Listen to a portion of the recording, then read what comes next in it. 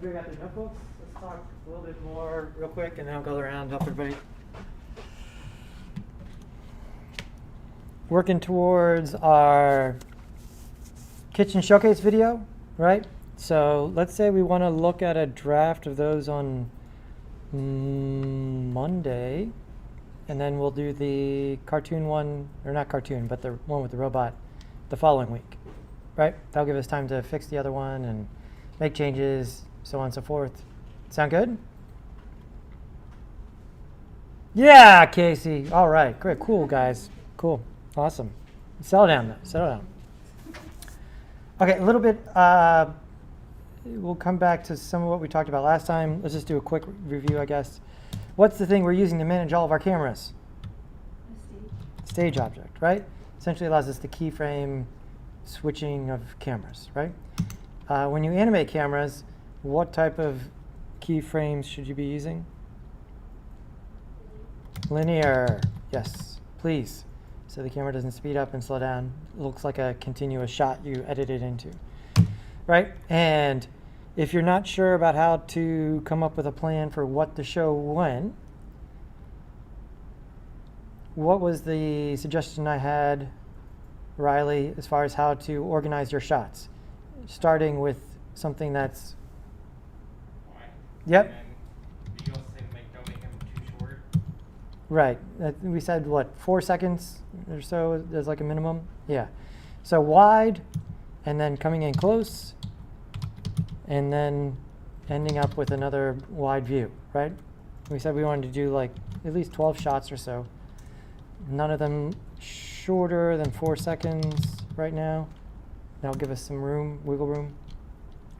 And that puts us at like somewhere between like a minute and a minute and a half for the video, somewhere in that neighborhood, right? What frame rate are we rendering at?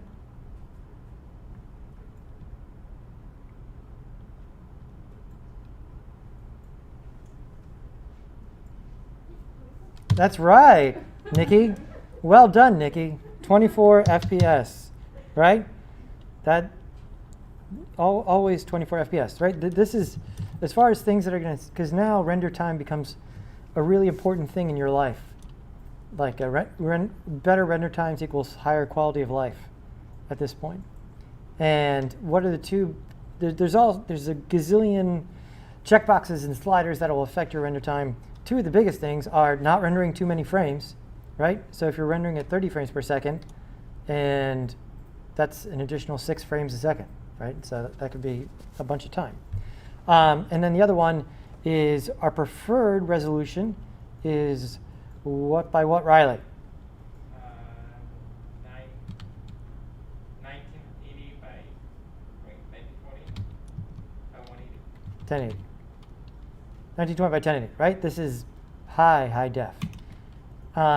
If you start testing your renders and this render time seems like it's going to be incompatible with your lifestyle, then what's the next available resolution? 1280 by 720, right? These are both the same aspect ratio, right? They're just sort of moving in a little bit. Everybody with me there? Okay. So, everybody on the chat. Let's talk a little bit about lights quickly. So, there are going to be 2 main sources of light for you in this project. One should be some lights. Most of you guys put lights over like the island in the kitchen, right? And so those are going to be redshift point lights, right? And so point light is light that comes from a specific point. I'm able to dial up the intensity of this. Let me turn on my render region here. And you can dial this up and down.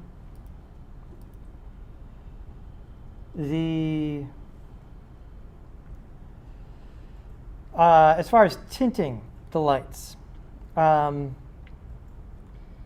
inside, so you can choose a color here and do something terrible like that, or The better way to do this is that we're going for something that looks realistic, right? And so, again, a lot of what we're doing right now is informed by what happens next door in film production. And so they choose bulbs based on their amount of warmth, on their, what's the word I'm looking for, color temperature, right?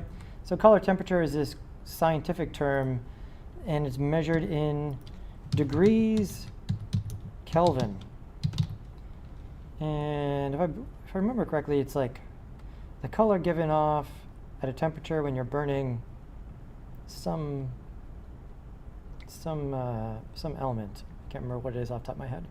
Anyways, when you unfold any of the color wheels in cinema, you can fold this down.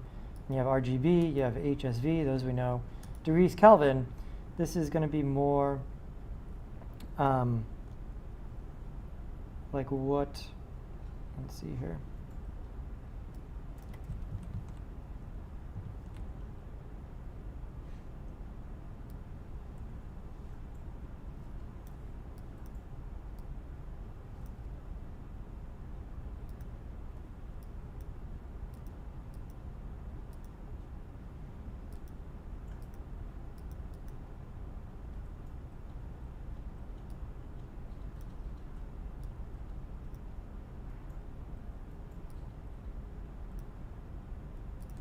Let me make one from scratch. I think I messed up the settings before I set this.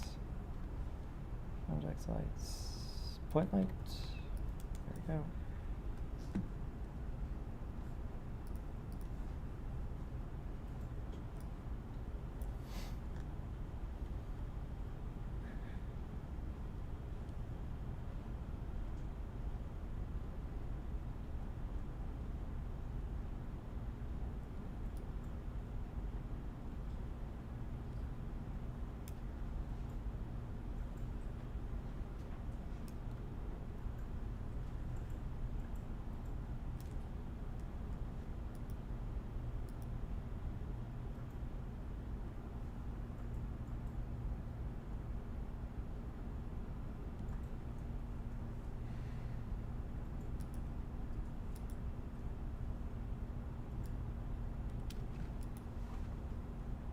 Now we'll come back to it.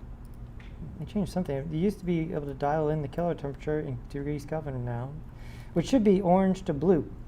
The lower number is orange, higher number is blue.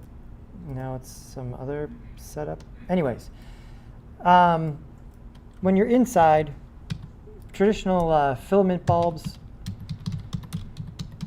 are more orange, right? And so they would have a lower degrees Kelvin, and that's probably how you're going to want to tint your indoor lights a little bit, right? Otherwise, like fluorescent, just regular fluorescent lighting has like a green hue to it. In general, if you want this to seem like a nice kitchen, somewhere you would want to be, not having that. And then blue is more for the light that's coming from the sun, especially from the sun during the day, right? The sort of midday sun is going to be more blue. And so let's dial this in. There's probably some easy way to do this with the new color temperature thing, but let's not worry about it for right now. And let's ease this off quite a bit.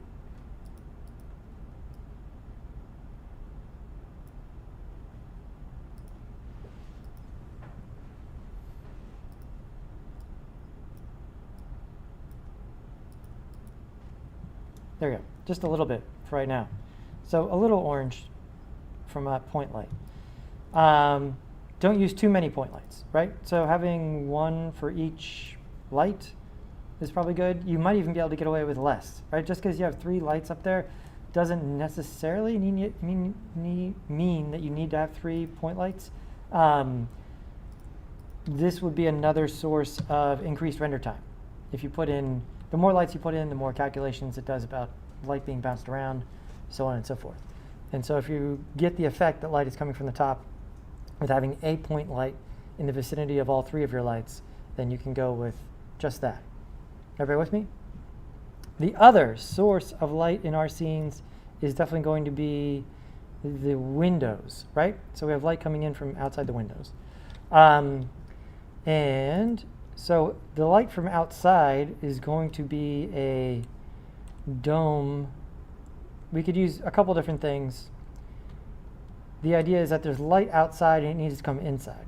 And so one of the options here is a dome light. So lights, dome. And now that's outside. And if we come back and look through the camera here, one of the things that helps Redshift calculate the light actually coming in through a hole, because that's it doesn't happen for free, is that you need to use a porthole. And so this is essentially this is your window, right? So this is not going to generate any light itself. It just simply tells you that there's a hole there, and that light from your outside, which is probably a dome light, or we'll also try a physical sun, one of those two, which would be like outdoor light, is coming in through the portal. And so we've got a dome light here. I'm going to turn off the point light so we can just see them one at a time. And I'm going to go ahead and make the Redshift portal light and move this over to where the portal is.